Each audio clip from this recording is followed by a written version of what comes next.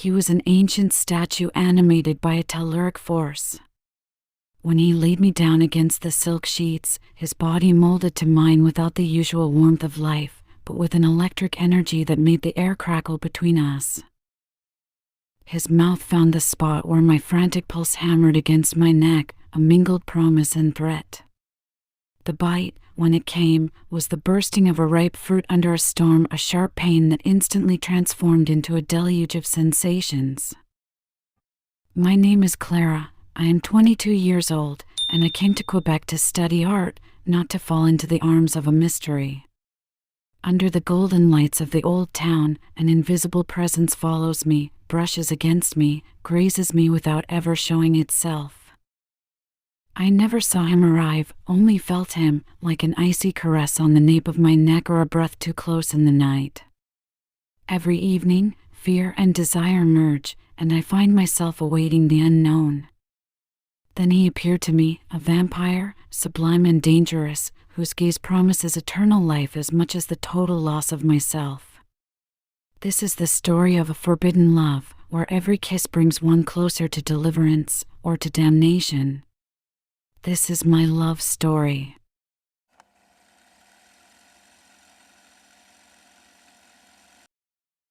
It all began on the plains of Abraham, as the evening mist wrapped the fields in a scarf of gray silk. It was there that I truly saw him for the first time. He was standing near the bandstand, motionless, dressed in a dark coat that seemed to absorb the dying light. He didn't even try to hide. His eyes, the color of steel and frost, were fixed on me. My breath caught in my chest. It wasn't fear, not just. It was a primitive recognition, a magnet pulling the scrap iron of my soul. I fled, my sneakers crunching on the gravel. I didn't dare look back. The next day, I saw him again in front of the Musée National des Beaux-Arts. He was there, elegant and distant, observing the facade with an intensity that seemed out of place. Then it was the turn of a cafe in the viewport. He sat at a table, ordering a tea he never touched.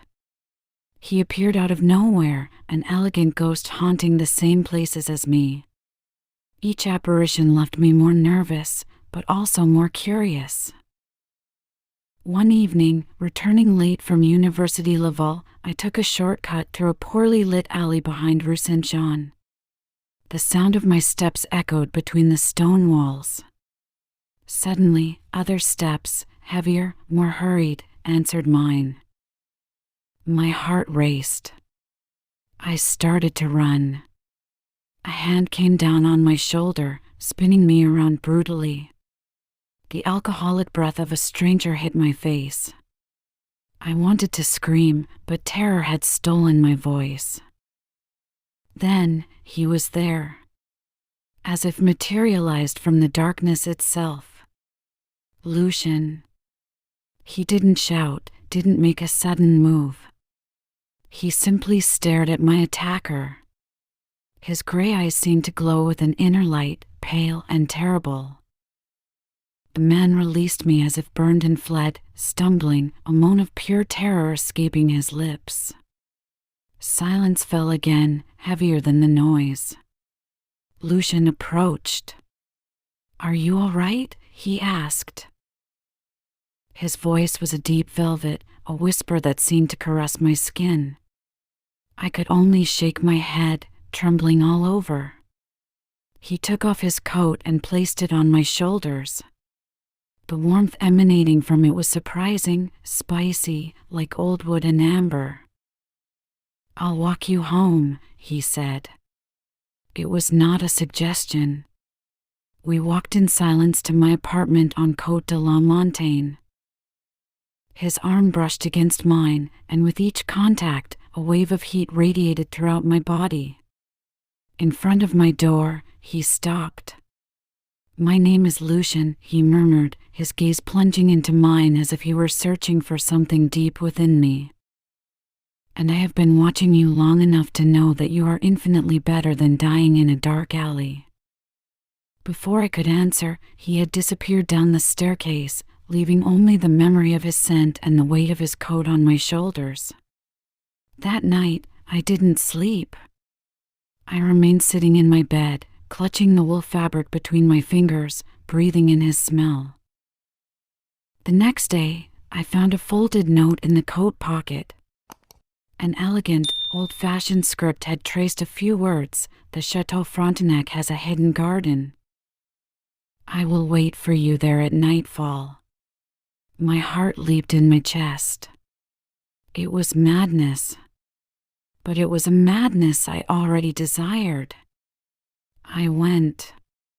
The garden was a small secret paradise, nestled behind the stone walls, with a breathtaking view of the St. Lawrence River.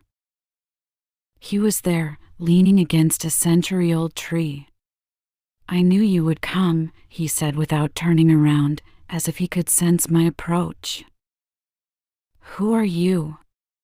I asked, my voice barely more than a whisper.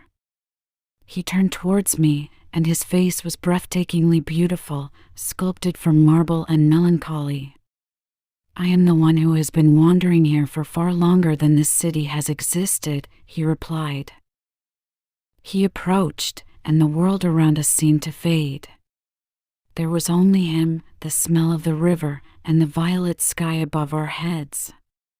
"I am a guardian of memories, Clara, and a collector of ephemeral beauty." His hand rose to brush my cheek. His touch was burning, a striking contrast to the pallor of his skin. A shiver ran through my entire body, so intense I thought I would faint. It was as if every fiber of my being was straining towards him. "You desire me," he murmured, his gaze probing my dilated pupils. It wasn't a question. It was a statement. I nodded, unable to lie, unable to reason. He tilted his head, his lips a few millimeters from mine. I could feel his breath, cool and sweet like mulled wine. "Desire is a door, Clara," he whispered against my lips. "Once open, it can never be closed again. Are you sure?" I murmured a barely audible yes. That was all he needed. His lips met mine. It was not a kiss, it was a taking of possession. A vertigo. The earth seemed to give way beneath my feet. His arms enveloped me, and the garden disappeared. There was only the sensation of his mouth on mine, skillful, insistent, thirsty. My mouth opened under his, a silent consent. A unique taste flooded my senses, a mixture of metal, rain, and something wild, ancient. His fingers slipped into my hair, tilting my head back. I arched against him, feeling the hardness of his body through our clothes. A rough sound escaped his throat, a growl of animal satisfaction that vibrated to the very core of my being. When he finally broke the kiss, we were both panting. His eyes shone with a reddish glow in the growing darkness. "You see," he murmured, his hand tracing a burning line along my neck. "The door is open. And on the other side, there is no going back." He stepped back, leaving me trembling and disoriented, the taste of eternity on my lips. "Until tomorrow, Clara," he said before melting into the shadow of the castle. I remained there, for a long time, touching my swollen lips, knowing that nothing would ever be the same again. My humanity had just taken its first step aside, and I had no desire to go back. The next day, every sensation was amplified. The sunlight coming through my window seemed too harsh, the noise of the street deafening. The taste of Lucian, that mixture of metal and night, was still imprinted on my tongue, a persistent memory that made me shiver. I didn't go to university. I was a captive in my own apartment, wrapped in the coat he had left me, breathing his scent like a drug. My phone remained silent. He hadn't given me his number, hadn't taken any of my details. He knew. As if he had answered my thought, a message appeared on my screen from an unknown number. The garden is an open door. My world is the threshold. 9 p.m. at 87 Rue de Remparts. Do not ring the bell. My heart pounding, I didn't even think to reply. I simply clutched the phone to my chest. At nightfall, I found myself in front of a discreet wooden door, nestled between two closed shops. The house was old, made of stone, similar to all the others, but it exuded an aura of silence and secrecy. I pushed the heavy door and it gave way without a sound. The interior smelled of old books, beeswax, and an indefinable spice, the same one I found on Lucian's skin. Candles illuminated a vestibule with walls covered in books that rose to a vaulted ceiling. He was there, sitting in a deep leather armchair, a crystal glass in his hand. "Welcome to my den, Clara," he said without getting up. His voice was deeper than I remembered, a vibration that seemed to originate in my own bones. "Sit down. You must have questions." "What are you?" I asked, sitting on the edge of the opposite seat. My voice was a strangled thread. He put down his glass. The liquid it contained was a deep red, almost black. "I am a revenant, an heir of the first families of New France, bound to this land by a pact much older than Canada itself. A vampire," I whispered, the word resonating in the silence like a blasphemy. A smile brushed his lips, without warmth. A term so laden with clichés. "I prefer eternal. Condemned to wander, to observe time passing, nourished by memory and blood." He stood up and walked towards me. Every step was a promise and a threat. "The bond we created when I saved you is more than a debt. My blood flows in you, Clara. It heals you, alters you, makes you perceptive." He knelt before me, his position incongruous for such a proud being. His gaze caught the candlelight. "Do you feel different?" I nodded, unable to look away. "Everything is stronger. The noises, the smells, the emotions." His hand brushed the sleeve of my sweater, slowly moving up to my shoulder. The fabric was an unbearable barrier. "This is only the beginning. Your humanity is a sweet melody. Mine is an opera. I can teach it to you. Make you hear the symphony." His fingers found my skin, just above my collar. His touch was burning. But every note has a price. Immortality is not a gift, Clara. It is a thirst that is never truly quenched. I began to tremble. Not from fear, but from a desire so deep it was painful. I wanted to taste that symphony. I wanted to understand his thirst. "Show me," I murmured. His gaze ignited. He brought my fingers to his lips and kissed them one by one. Each kiss was a spark that traveled up my arm. "Are you sure? There will be no going back. You will never see the world the same way again." I had no words left. I simply tilted my head, offering the pale curve of my neck. A rough sound, almost a prayer, escaped his lips. He leaned in, and his breath settled on my skin, a burn of ice. His mouth found the base of my neck, a kiss first soft and exploratory. Then his lips became more insistent.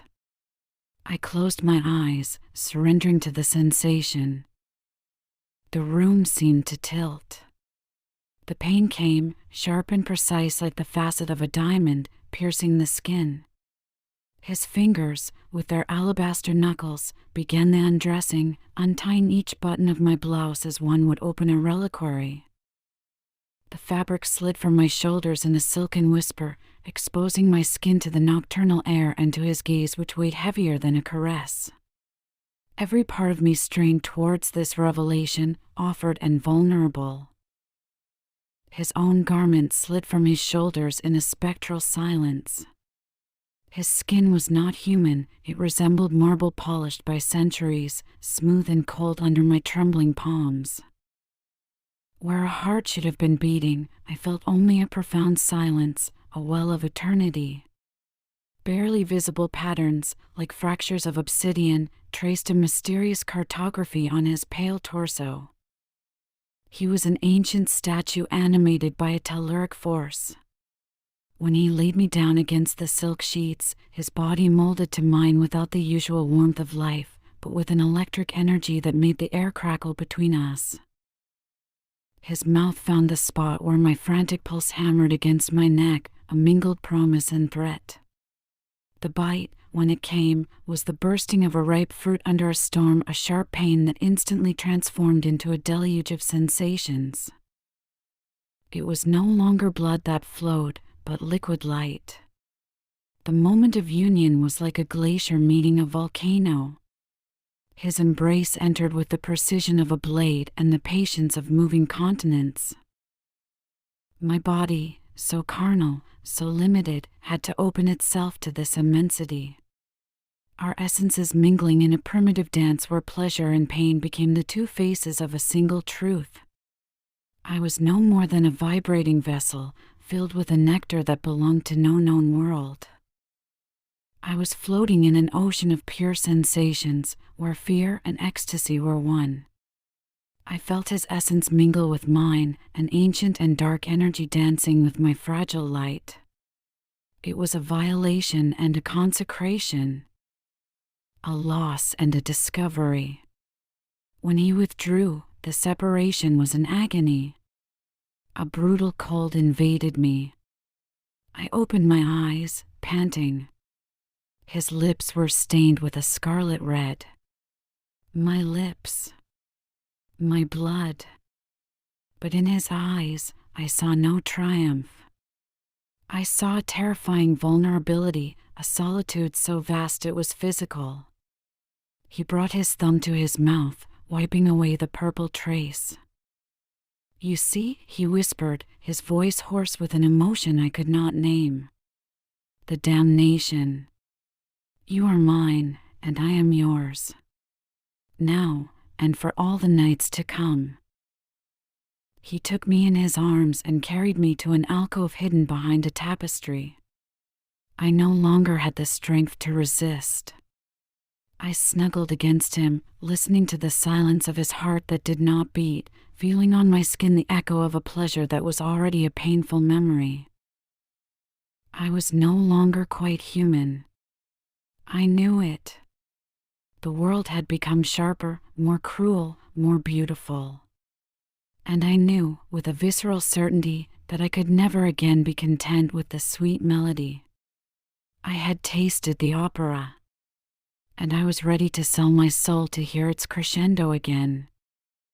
As he rocked me in the silence, his lips brushed my forehead. "Sleep, Clara. Tomorrow night I will show you the others, those of my kind. And you will understand that our love is a flame in a world that prefers the shadows."